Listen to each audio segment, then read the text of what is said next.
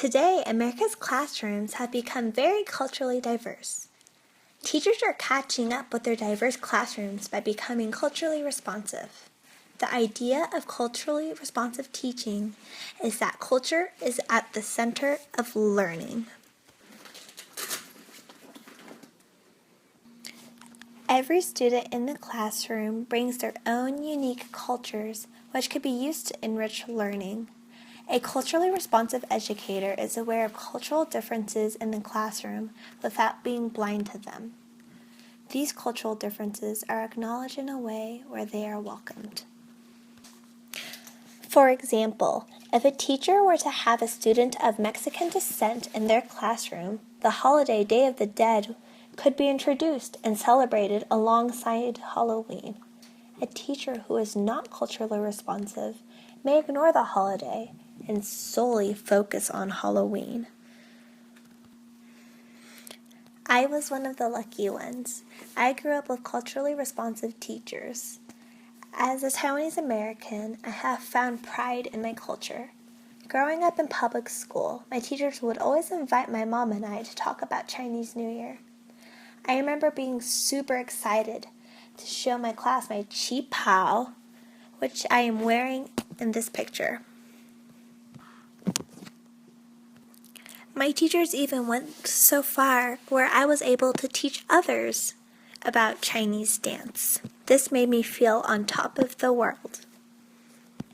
Here I am displaying my culture at an assembly at my high school. Though I had a strong basis on the idea of what multiculturalism was, I was unaware of the social justice issues that were faced by different cultures.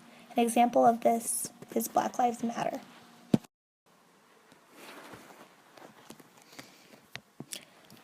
Previously, the topics of social justice, multiculturalism, and culturally relevant teaching were disconnected subjects in my mind.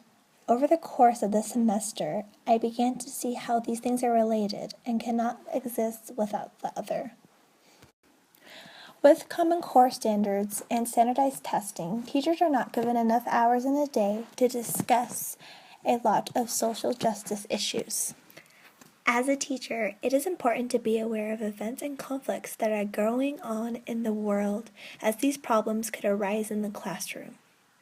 Though it is hard to incorporate these issues with the Common Core, there are sources such as tolerance.org, which provides ideas on how social justice issues could be integrated in Common Core subjects such as math or literacy.